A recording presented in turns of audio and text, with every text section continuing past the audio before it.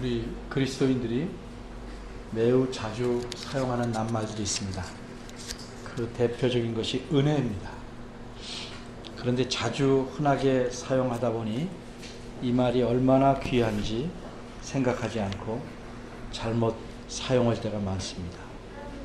그래서 은혜라는 말의 의미와 다르게 자신이 편리한 대로 사용하게 됩니다. 우리 교회에서는 그런 경우가 없어서 다른 예를 들어봅니다. 회의 때에 또박또박 묻거나 차근차근 짚어나가려고 말을 하거나 회의가 길어지게 되면 사람들은 흔히 은혜롭게 합시다 라고 말합니다. 그런데 이럴 때 쓰는 말은 은혜롭게 합시다가 아니고 부드럽게 합시다, 또는 지나치게 까다롭지 맙시다, 혹은 짧게 합시다, 이런 식이어야 할 겁니다. 아무 때나 아무 경우나 은혜란 말을 집어넣음으로써 은혜를 값어치 없게 떨어지게 만듭니다. 또 우리가 기도할 때 은혜를 주십시오라고 기도합니다. 그렇게 기도해야 합니다. 은혜를 주실 수 있는 하나님에게 은혜를 주십시오라고 간구하는 것은 마땅한 일이고 잘하는 일입니다. 하지만 은혜를 달라고 말하는 사람의 태도가 무례해서는 안 됩니다. 마치 맡겨놓은 것을 내놓으라는 듯이 은혜를 달라고 하면 안 됩니다. 은혜가 꼭 필요한데 주시겠습니까? 안 주시겠습니까? 하는 식으로 하나님을 윽박 지르려는 태도는 잘못됐습니다. 또한 마치 자기에게만 은혜를 주셔야 한다거나 남들보다 자기에게는 더 큰 은혜를 주셔야 한다는 식으로 기도하는 것도 매우 잘못된 겁니다. 그래서 성경에서 말씀하는 은혜, 교회에서 사용하는 은혜, 하나님께서 이 주시는 은혜가 무엇인가, 그 은혜의 본질에 대해서 세 가지로 나누어 생각해 보려고 합니다. 첫째는 이 하나님께서 주시는 은혜의 조건, 둘째 그 은혜의 효력, 셋째는 그 은혜의 목적입니다. 첫째입니다. 하나님께서 우리에게 주시는, 사람에게 주시는 은혜의 조건. 우리말 성경에서 은혜라는 낱말이 처음 나오는 곳은 오늘 본문인 창세기 6장 8절입니다. 그러나 여기서 은혜라는 말이 처음 나온다고 해서 노아 이전에는 하나님께서 은혜를 주시지 않았다는 그런 의미는 아닙니다. 하지만 은혜가 무엇인지 그 본질에 대해서 차근차근히 알아가려면 이 낱말이 처음 나오는 구절부터 살펴보는 것이 바람직할 것입니다. 6장 8절은 그러나 노아는 여호와께 은혜를 입었더라 이렇게 말씀하고 있습니다. 그러나 라는 표현은 여러분이 잘 아는 대로 어떤 사실과 반대되는 것을 말하기 위해 쓰는 말입니다. 여기서 노아는 다른 사람들과 대조됩니다. 모든 다른 사람들은 은혜를 입지 못해서 홍수로 멸망하게 됩니다. 그런데 노아는 여호와께 은혜를 입습니다. 그럼 노아가 과연 여호와께 은혜를 입을 만한 조건 혹은 자격을 갖추고 있었을까요? 다시 말해서 노아에게 하나님의 은혜를 입을 만한 어떤 뛰어난 공로나 선행이 있었을까? 한마디로 없었습니다. 노아는 여호와께 은혜를 입었다 하는 6장 8절 말씀의 앞부분을 부지런히 찾아보아도 노아가 은혜를 얻을 조건이 될 만한 어떤 자격이 있거나 공로를 세웠다는 단서가 전혀 없습니다. 오늘 본문의 앞부분인 6장 1절에서 7절까지 내용은 무엇입니까? 하나님의 아들들이 사람의 딸들의 아름다움을 보고 그들과 결혼해서 그것 때문에 죄가 세상에 퍼졌고 세상이 멸망에 이르게 되었다는 사실을 보여줍니다. 결혼은 아름다움만 보고 하는 것이 아닙니다. 아름다움 이외에 반드시 먼저 봐야 할 요소가 있습니다. 그것은 상대방이 하나님을 진실로 믿는 사람인가를 봐야 합니다. 맑은 물에 잉크 한두 방울만 이렇게 뿌려도 그 많은 맑은 물이 잉크색에 물들어갑니다. 잉크 방울의 그 색로 인한 색깔을 몰아내지 못합니다. 오히려 잉크 색깔이 퍼져서 맑은 물 전체를 흐리다 할지라도 잉크 색깔로 물들입니다. 일반적으로 여자든 남자든 사랑하는 사람과 결혼하게 되는데 불신자와 결혼하게 될 경우에는 상대방을 내 힘으로는 결코 하나님 쪽으로 끌어올 수 없습니다. 그래서 불행이 시작되는 겁니다.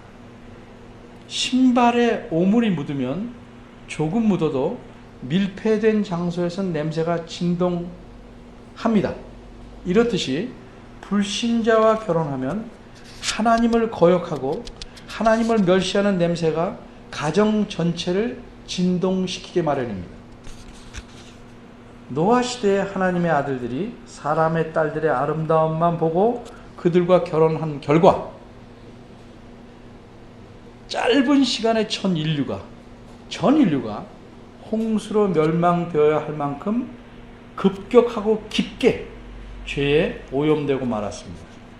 결혼이란 그 두 사람의 삶 전체는 물론이고 자녀들과 사회에도 폭넓게 영향을 미치는 것입니다.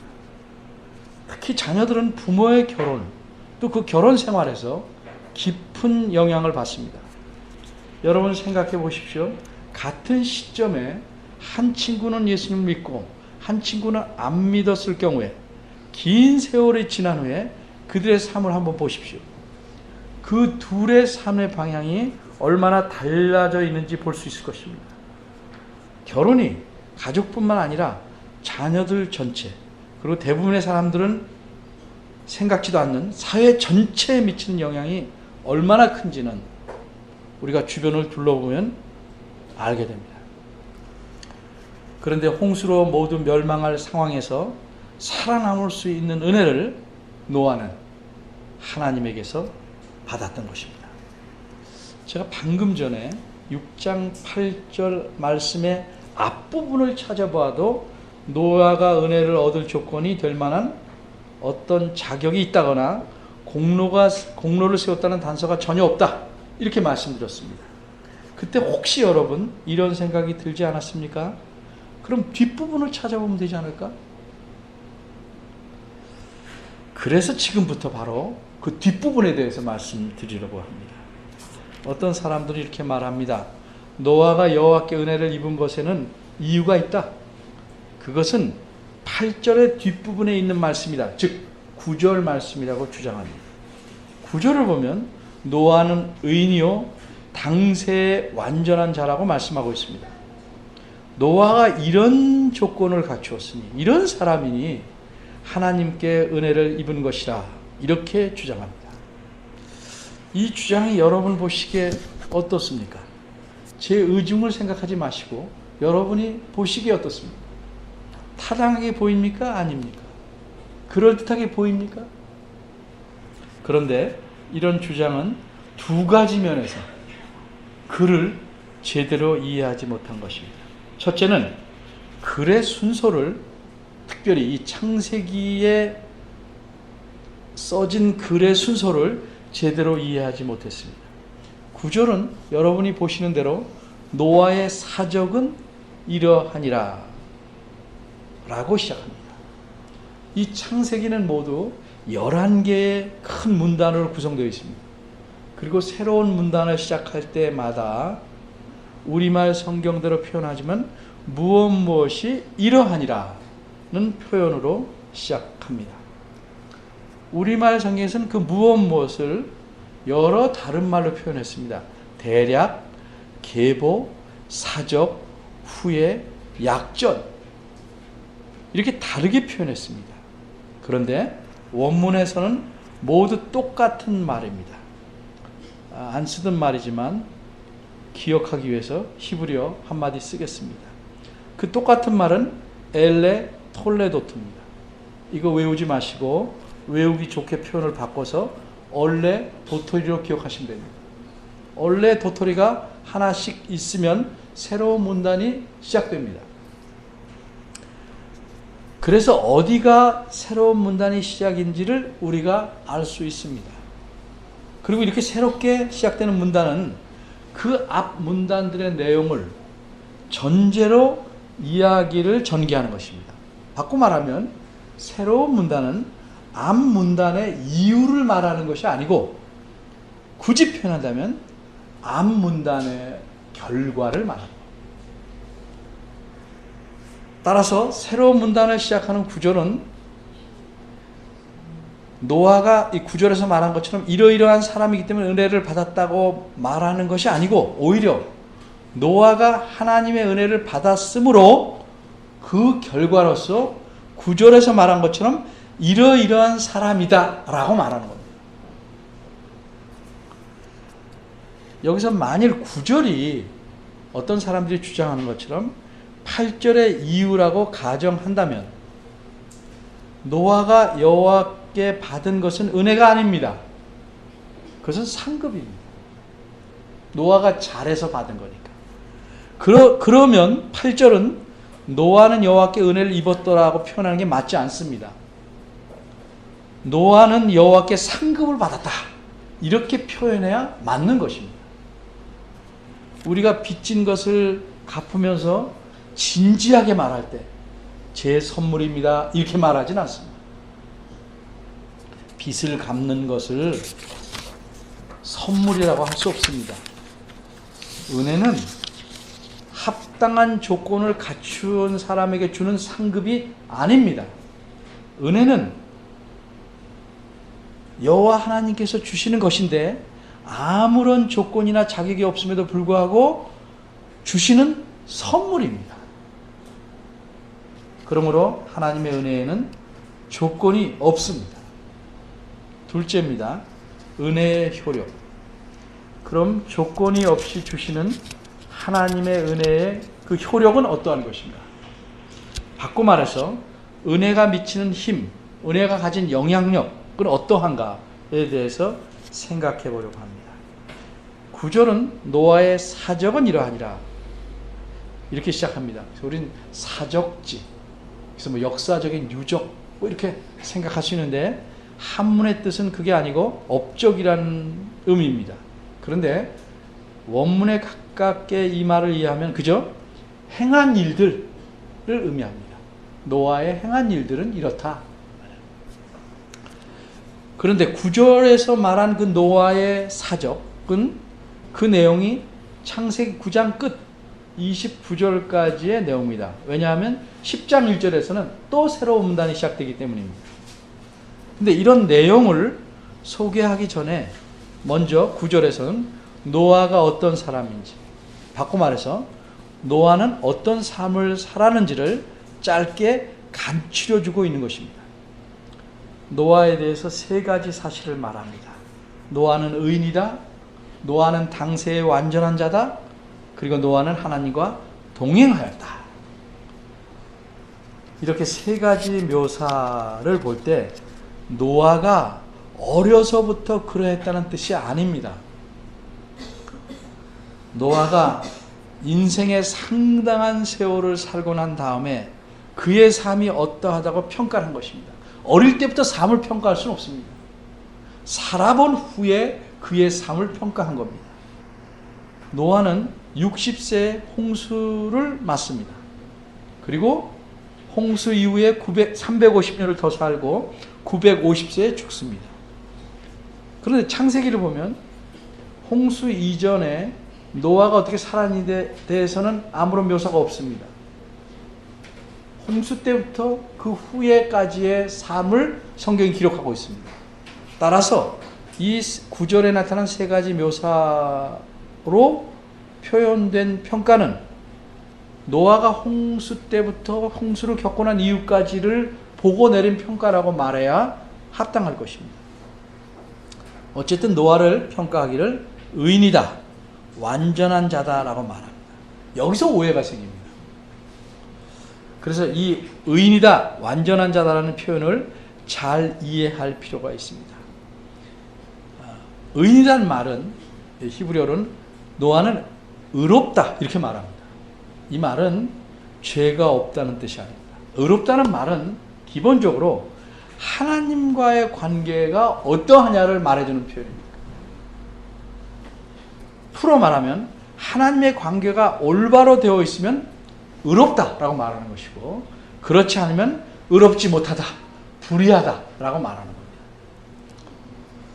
이처럼 노아가 의롭다 하는 말은 하나님과의 관계가 올바로 되어 있다 하는 의미입니다. 그럼 그 다음에 나오는 말, 노아는 당세의 완전한 자다라는 표현은 어떤 의미일까? 이 말을 흠이 없고 결점이 없다라고 이해하는 것은 우리말이나 영어의 의미를 가져온 겁니다. 원문의 의미는 다릅니다. 그것은 하나님과의 관계에서, 하나님과 맺은 관계에서 매우 신실하였다는 뜻입니다. 좀 더 자세히 말하면 야구 선수가, 피처가 공을 있는 힘을 대해서 던지는 것처럼 하나님과의 관계에서 그 관계를 잘 유지하고 깊이 하기 위해서 아주 힘차게 전진했다는 뜻입니다. 그걸 제가 편하게 매우 신실하였다라고 말했습니다. 여기 당세라고 그랬는데 이 말은 원문의 의미는 그의 세대들입니다. 노아의 세대들을 가리킵니다. 보통 사람은 부모님과 자신과 자녀와 함께 살아갑니다. 그러니까 노아의 세대들이라는 건 노아의 아버지 세대의 사람들, 노아 자신의 그 시대의 자기 동년배 비슷한 전후의 세대들, 노아의 아들의 세대들을 다 비교해도 노아는 하나님과의 관계에서 매우 신실했다 하는 의미입니다. 어떤 사람들은 관계를 갖고 그 후에는 형식적으로만 끊어지지 않을 정도로 관계를 유지해 갑니다. 이거는 신실하다고 말할 수 없습니다. 마치 전화를 연결해 놓고 전화를 거의 걸지 않는 것처럼 부탁할 때만 전화해요. 그 평상시에는 전화하지 않는 것처럼 하나님과의 관계에서 노아는 그렇게 살지 않았고, 그렇게 불신실하지 않았고 매우 신실하게 관계를 유지하고 깊게 하기 위해서 애를 썼다는 사실입니다. 그런 의미입니다. 우리가 예수님을 믿는다고 하면서 겨우 일주일에 한 번 성도들과 함께 공적인 예배를 드리는 것, 이건 최소한의 것입니다. 근데 그것도 자신에게 필요한 일이 있으면 제쳐놓으면서 나는 신실하게 예수를 믿는다라고 말하는 것은 불합리합니다. 신실한 건 아닙니다. 노아는 하나님을 섬기는데 온 힘을 다했습니다. 최선을 다해서 하나님 앞에서 성실한 것입니다. 그런데 이 완전하다, 매우 성실했다 하는 말을 왜 써놓았을까? 은혜를 받으면 그의 삶 전체를 평가할 때 하나님과의 관계에서 삶 전체가 매우 성실하게 된다는 사실을 알려주기 위함입니다. 그래서 써놓은 겁니다. 하나님께서 주신 은혜는 잠시 반짝하는 각성제가 아닙니다. 먹을 때만 반짝해서 정신을 차리지만 시간이 지나면 약효가 떨어져서 시들시들하게 만드는 그런 것이 하나님이 주신 은혜는 아닙니다. 하나님의 은혜는 사람을 바꾸는 것이요, 하나님 은혜의 효력은 평생 동안 지속되는 겁니다. 이것이 하나님이 노아에게 주신 은혜였습니다. 그럼 여기서 질문이 생길 만합니다. 어떤 질문입니까? 우리에게 주시는 은혜도 하나님께서 노아에게 주시는 은혜처럼 평생 지속될까? 하는 질문입니다. 이전에 있었던 일을 빗대어 말하자면 어떤 부흥회 때 은혜를 받았다, 나는 어디서 은혜를 받았다 하는데 그 사람이 받았다는 은혜가 길게 가는 것 같지 않습니다. 중고등부 학생들을 수련회 데리고 갔다 오면 아이들이 뭐 울고불고 합니다. 저는 가서 그래서 그렇게 울고불고 하는 일을 안 시킵니다. 그럼 그렇게 울고불고 한 애들의 경우 짧으면 일주일, 길면 여름방학이 끝나면 은혜가 끝나고 만 것처럼 보입니다. 더 이상 지속되지 않습니다. 매번 방학 때마다 은혜를 채워야 합니다. 일주일을 은혜를 유지하기 위해서. 왜 이런 일이 생길까요? 왜 하나님께서는 어떤 사람에게는 은혜를 풍성하게 주시고 다른 사람에게는 조금 주시는 걸까? 만일 그렇다면 하나님에게 문제가 있는 것이 아닐까? 근데 그렇지 않습니다. 예를 듭니다. 똑같은 새 건지를 넣은 랜턴을, 새 랜턴을 누구나 하나씩 갖고 있다고 가정해 봅시다. 어떤 사람은 건전지가 닳는다고 잠깐 켜고 바로 끕니다. 그래서 차라리 컴컴한 길을 건전지가 닳을까봐 랜턴을 켜는 대신에 눈에 불을 켜고 갑니다. 그래서 사방에 부딪힙니다. 또 어떤 사람은 건전지를 마구 계속 켜고 다닙니다. 그럼 누구께 먼저 닳겠습니까? 왜 이야기를 하냐면 하나님의 은혜는 이렇게 랜턴의 건전지처럼 닳아 없어지는 것이 아닙니다. 그럼 노아와 우리의 차이는 어디서 오는 걸까? 하나님의 은혜는 똑같이 그 효력이 길고 풍성한데 노아에게는 평생 가고 어떤 사람에게는 며칠도 못 갈까? 그 은혜가 가짜가 아니고 진짜일 경우에 그런 차이는 어디서 오는 것일까? 이 질문에 대해서는 뒤에서 설명하겠습니다. 세 번째입니다. 은혜의 목적.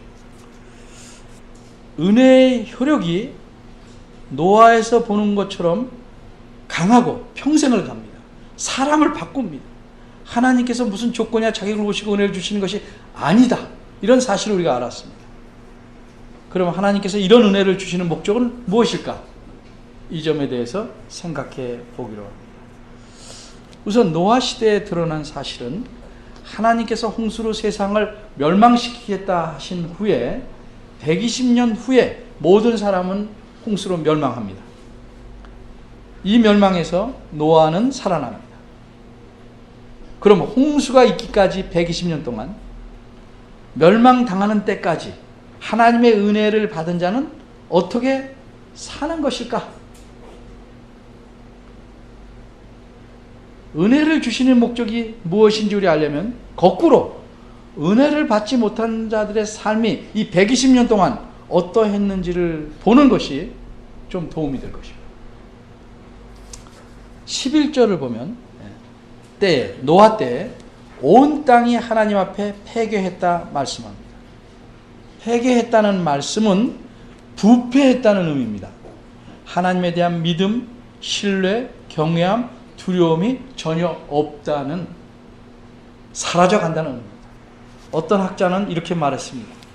하나님에 대한 경외심이 없으면 사람은 서로에게 짐승이 되고 마귀가 된다. 옛날에는 누가 너 그러고도 양심 있냐? 이렇게 말하면 그 말을 듣는 사람이 부끄러워했습니다. 근데 요즘은 어떻습니까? 그렇게 말하면 뭐라고 대답할 것 같아요? 그래, 나 없다. 이렇게 대답할 것 같지 않습니까? 하나님에 대한 경외심이 사라지면 세상은 계속 썩어갑니다. 그리고 하나님에 대한 태도는 자연히 사람에게도 나타날 수밖에 없습니다. 11절 뒷부분을 보면 강포가 땅에 충만한지라 이런 말이 있습니다. 이건 사람에 대한 태도를 말하는 겁니다. 강포란 온갖 종류의 불의함을 가리킵니다. 사람들은 자기 이익을 위해서 위증합니다. 부당하게 남을 대우합니다.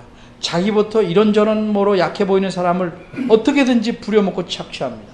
자기 이익을 위해서 남을 등칩니다. 탈취합니다. 폭행합니다. 살인합니다. 강간합니다. 은혜가 없으면 사람들의 삶은 이렇게 흘러갈 수밖에 없습니다.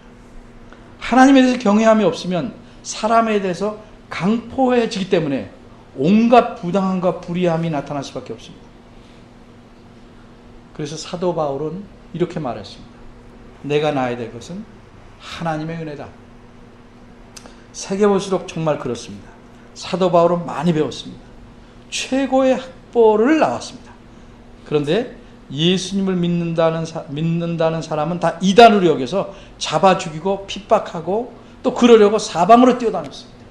그러다가 하나님의 은혜를 받고 사람이 변화됩니다. 그리고 평생을 그렇게 살아갑니다. 그래서 내가 나야 된 것은 하나님의 은혜다 라고 말을 합니다. 그럼 하나님께서 은혜를 주시는 목적이 무엇인가? 9절로 다시 옵니다. 세 번째 내용에서 우리는 그 은혜의 목적을 알 수 있습니다. 그가 하나님과 동행했다.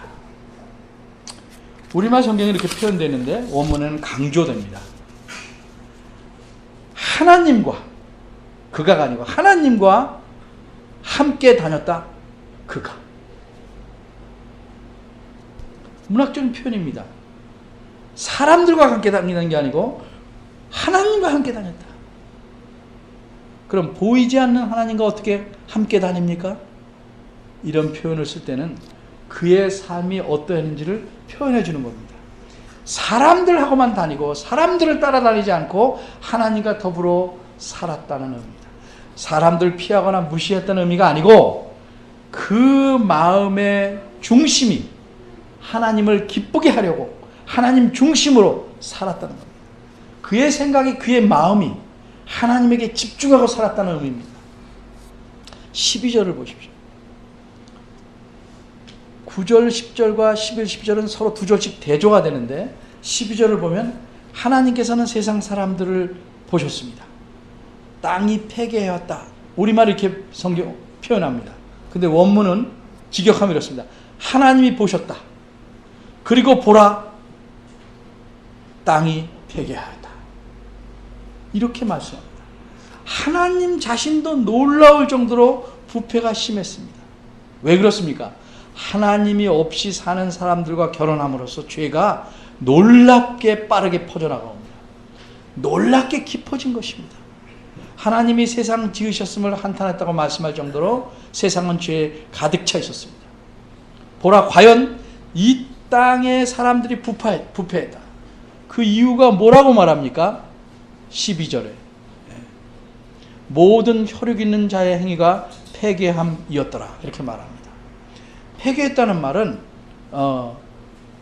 우리 말은 무슨 괴상하다 이런 뜻처럼 느끼는데 실은 모든 육체가 자기의 삶을, 자기의 길을 멸망시키고 있기 때문이다. 스스로 멸망시키고 있기 때문이다 이렇게 말합니다. 왜 모든 육체가 자기 삶을 스스로 멸망시키는가? 하나님 없이 자기 하고픈 대로 살아서 자기 보기에 좋은 대로 살아서 그렇게 되는 겁니다. 가장 엉망으로 살았던 시대, 그 시대를 우리는 사사시대라고 말할 수 있겠습니다. 그 사사시대를 표현하는 말이 뭐라고 말합니까? 각자 자기의 소견에 좋은 대로 행했다. 자기 보기에 좋은 대로 삽니다.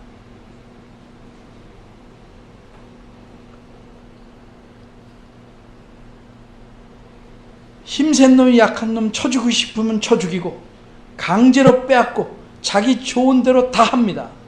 내 기분 내키는 대로 다 하고 삽니다.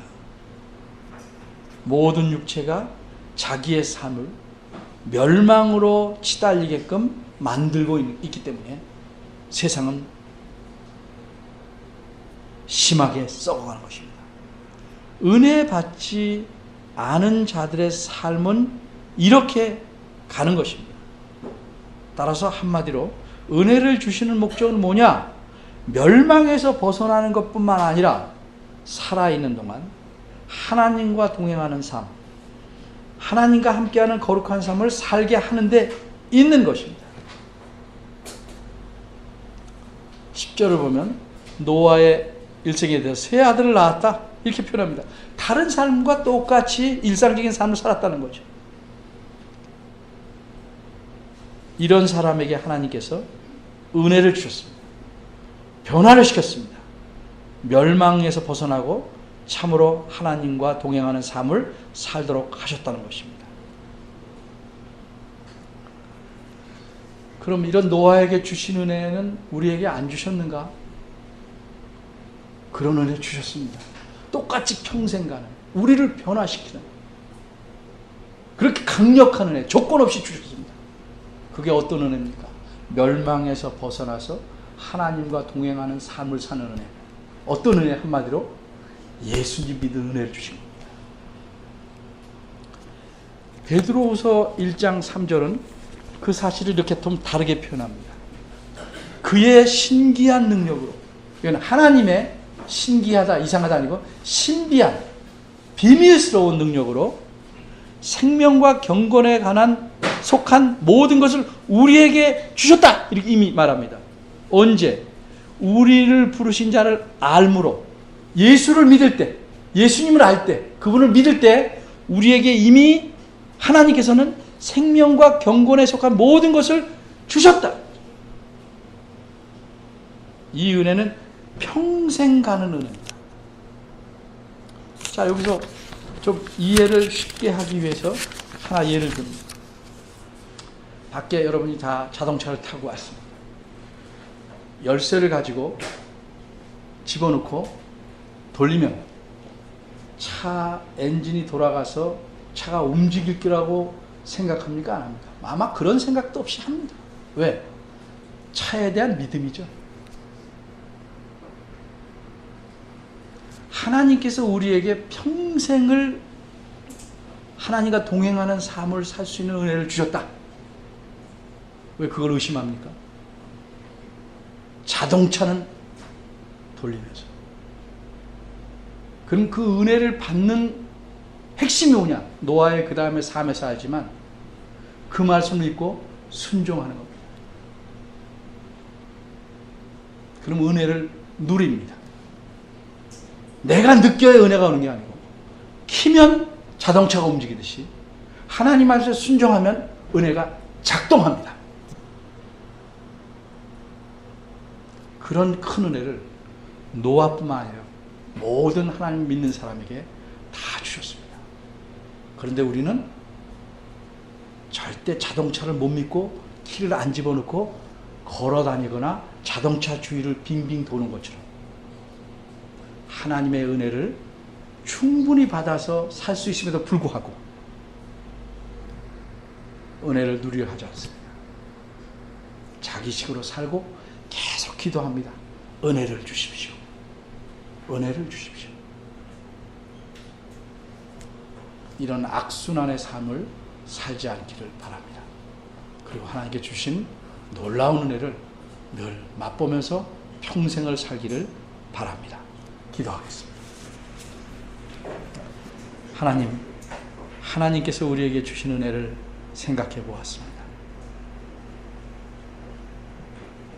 우리가 하나님께서 주신 은혜를 어떻게 생각하고 어떻게 이해하고 있는지 자신을 돌아보게 하시고 이 놀랍고 감사한 은혜에 대해서 더욱 감사하면서 이 은혜를 누리며 살 수 있도록 이끌어 주시기를 바랍니다. 예수님의 이름으로 기도합니다.